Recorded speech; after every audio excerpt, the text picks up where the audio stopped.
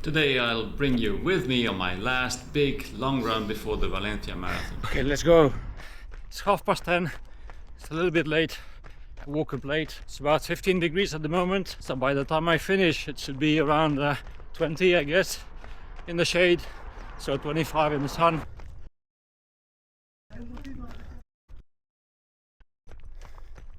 It's exactly 2 weeks before race day, and this week is due to be the highest volume I've ever run, although maybe not the most intense. And that's because after last Sunday's long run, my left quads were hurting a lot. In fact, they had been hurting pretty much since I came out of home. So perhaps I should have cut the run short or even cancelled it instead of completing the 34k I did last Sunday. Okay, I'm gonna stop for like 30 seconds to have a quick drink at kilometer 5.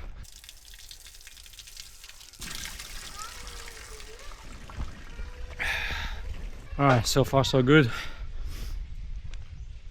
Let's continue. As a consequence of that, this Thursday I had to replace my midweek workout by a double easy run to give my muscles more time to recover. In fact, I'm not quite sure they are fully recovered this morning. I had a rest day yesterday, but the day before on Friday it was still hurting and I could not push a lot. Doesn't open properly. Getting nothing out of it.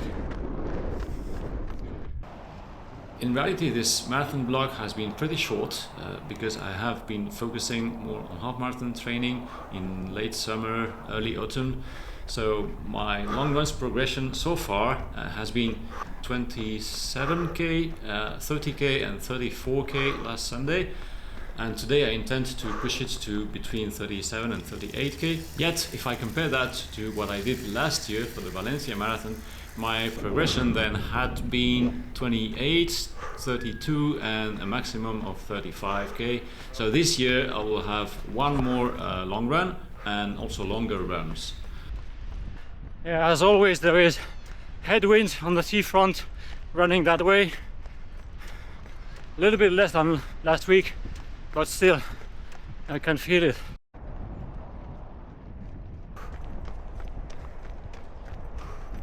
On top of that, what I'm doing this year is to try to maintain my target pace for the entirety of the run, except for maybe a couple of kilometers at the beginning that serve as a bit of warm-up. Whereas last year I was putting in target pace only for about half the distance of the long runs.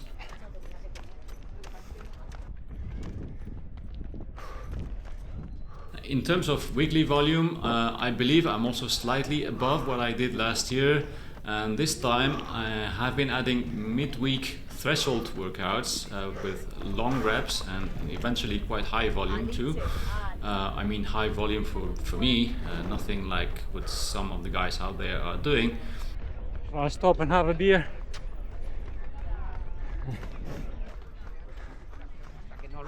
Another difference with last year is that it's been slightly warmer this year.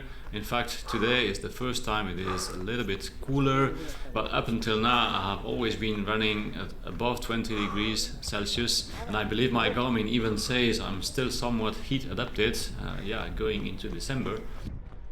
Okay, time to have electrolytes. Yeah, I'm doing the long runs in carbon-plated shoes, which feels better and allows me to recover better, at least that's how I feel. But last year I did all my training in the Superblast 2, which are really great shoes, but not carbon-plated.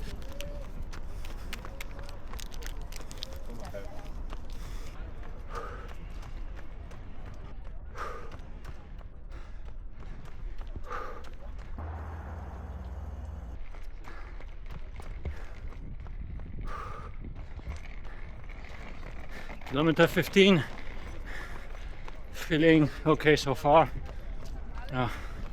My quads are not hurting too much. I'm running in the 450s, average pace 455 so far. So it looks promising so far. My Achilles tendons, my calves and soleus muscles seem to be okay. That's good because at this point, a year ago, I was just coming out of a double Achilles tendonitis on each leg, and also patellar tendonitis on my left knee. So that's another asset, let's say, compared to last year's marathon.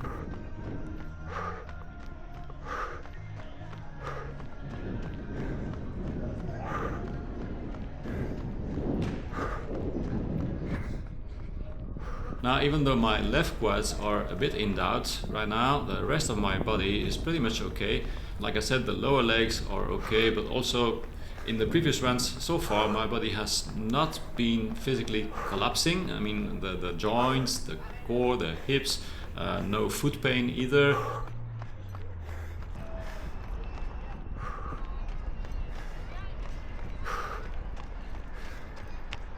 So for me, this is the main purpose of the long runs, is to push the limit when your body starts to collapse, or let's say starts to really hurt. To be honest, I felt that in my first long run at around kilometer 24, and then in the second long run around kilometer 27, and last week, well, if any, I felt it around kilometer 30, but not too much. So I hope today it should feel okay until at least 34, hopefully.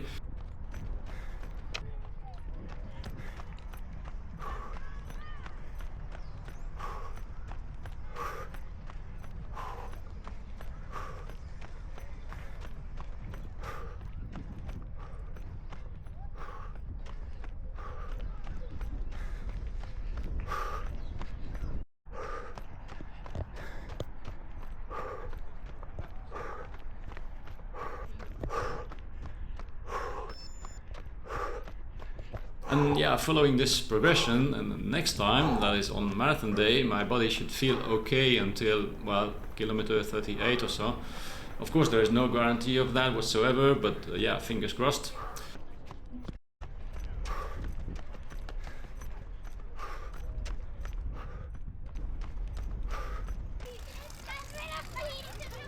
Also, so far, I have not felt any symptoms of, hitting the wall in any way, but that also didn't happen last year either, so again, fingers crossed.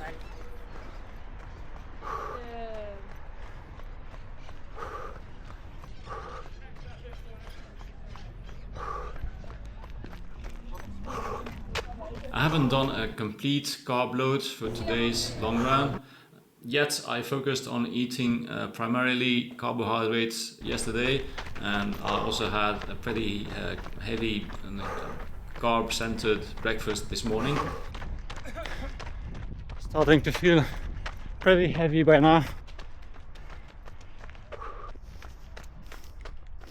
Okay, so I'm taking short stops for drinking roughly every 5k, which is how it will be anyway on marathon day. I'm trying to keep these breaks as short as possible, but I'm not too worried about that anyway, because the purpose of the long runs is mostly to get your body physically conditioned to hold on for the required distance. It's not so much about keeping the heart rate high and anything like that.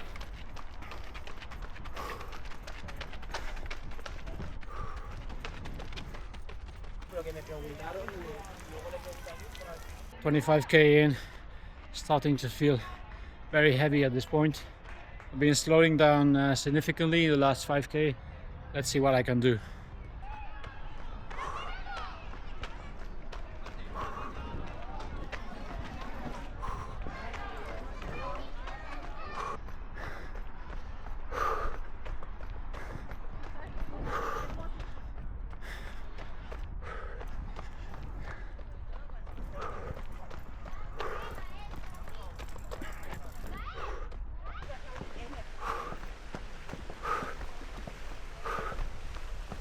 Now obviously this is also when you want to fine-tune your fueling strategy. So today I have 6 gels with me of 30 grams of carbs each, 2 of them with caffeine. I had the first one on kilometer 7 and then one every 5k. On race day I'll have one more, so up to 37k. Okay, a little trick here. On race day I'll take 1 spare gel with me, even though they give away some at some point. So I'll take 8 because sometimes they don't open properly and you get nothing out of them despite squeezing as hard as you can, and then you have to try and scratch it with your teeth or whatever, but you don't want that to happen in the middle of a marathon, of course.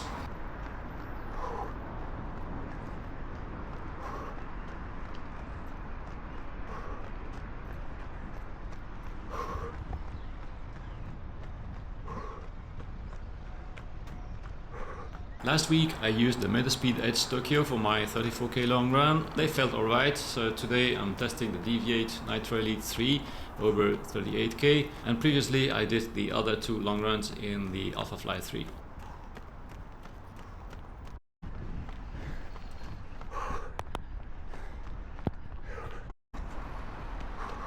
I'm also practicing with electrolytes. I've got these sachets here. I'll take 3 of them with me on marathon day. I have 2 today. It's a powder that is supposed to be diluted in water, but you can actually take it dry and then get some water afterwards. The only trouble is that they are sort of impossible to scratch and to open easily. So what I do is actually cut them with scissors beforehand at home, and then fold like that and hold them tight with these little bib magnets like that, and stick them in my pocket, and I can easily open, or you can also use a clip if you want. But I think it is important to take electrolytes during the marathon. I don't do that in half marathons, but for a marathon, yes, I do. So by the same token, I'm also practicing carrying the gels in my shorts. These are really awesome shorts, very comfortable and light, and with lots of storage options for gels. There's even a pocket for my phone on the back if I wanted to. I never take my phone with me, but I could.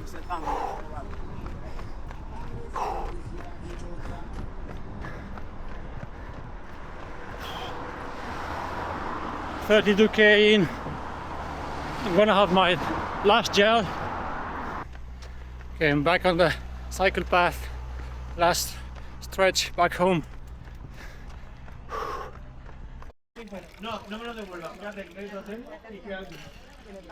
Now, don't laugh, but I'm actually also practicing not peeing for 3 hours. Yeah, you know, I'm over 50, and for some reason I often get this feeling, this urge that I need to stop to pee, and I'm tempted to stop. In fact, I did that once in a half marathon, and I regret it because it was probably not necessary. But you know, yeah, you stop, and then before you realize you've lost almost a minute. Yeah.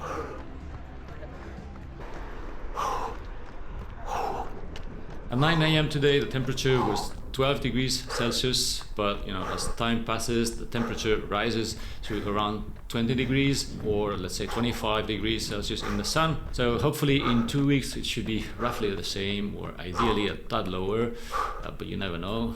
And I really hope there is not too much wind on race day, but of course I cannot control that. So on race day, I'll wear a singlet, no arm sleeves, no gloves. I'll wear this cap that I'm wearing today because I'd rather feel a little bit cold on the start line than overheat at the end of it. Yeah, and one last thing I'm practicing, of course, is to hold the camera in my hand for over 3 hours. I hope that is not going to be an issue on race day. 38k. Could I do 4 more? Guess so.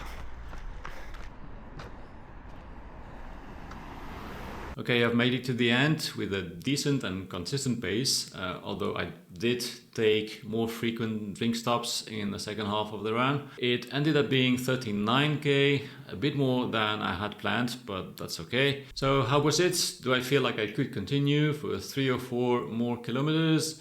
And of course without stopping for water? Well, to be completely honest, no.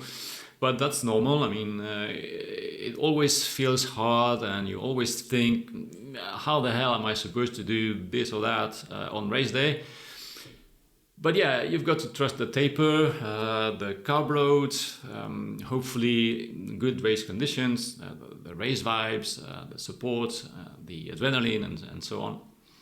But at least today's run felt better than last week's. A tad faster too, 5k longer, less drink stops, I would say, slightly lower average heart rate, and my body did not collapse. I didn't feel a hit the wall in any way. And after the run, I had no muscle cramp, so all good. Now, okay, you may ask, so what is my target for the marathon? Well, last year I ran 3 hours and 32 minutes. So my objective, obviously, this year is to go under 3 hours and 30, which technically would be a BQ, a Boston qualifier, for my age. But in practice, to obtain a place in Boston, you need to run at least 4 or 5 minutes under the qualification time. But I do believe I can cut a bit more, so I'm going to target 3 hours and 25 minutes. Hopefully 3 hours 25 should be roughly the cutoff to guarantee me a place in Boston. Anything under that would be wonderful, but honestly I don't feel as of today that I could run under 3 hours 25. Is 3 hours 25 possible? Well, I'll tell you in 2 weeks. Okay, so now I'm going to go into taper mode. I'm doing a 2-week taper because I started this vlog a bit late and I cannot afford right now taking 3 weeks of taper. Also, my belief is that 3 weeks feels too much for me. I mean, yeah, it may be appropriate for athletes that run a lot of mileage because then they have room for tapering, but perhaps not so much so for me. But in any case, we're not talking about a huge volume anyway. So yeah, considering the last week is going to be around 55 kilometers, including the marathon and perhaps a bit of warm up and yeah, then just a light workout midweek. Well, then the week before that, which is next week, should be around 65, let's say, perhaps 70 kilometers, coming from 102 this week. So next week, I guess I'll try to put in the 4 times 5K threshold workout I could not do last Wednesday. I hope to be able to do that on Saturday, perhaps, adding a long warm-up and cool down to make it around 30K. And then I complete the rest of the week with just easy runs up to 65, 70. Now, on top of that, during the taper, I shall focus on a few more things.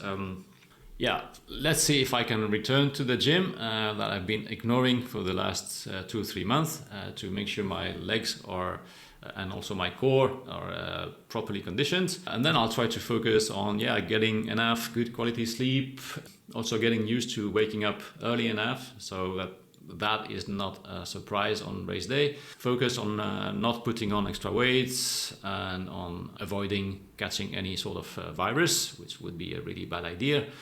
So that's all for today. I wish you all the luck if you're going to run the Valencia Marathon. The next video will be the race vlog, hopefully with good vibes and a large smile on my face. In the meantime, I bet you're going to like this video here. And of course, as usual, if you run around, remember to look around.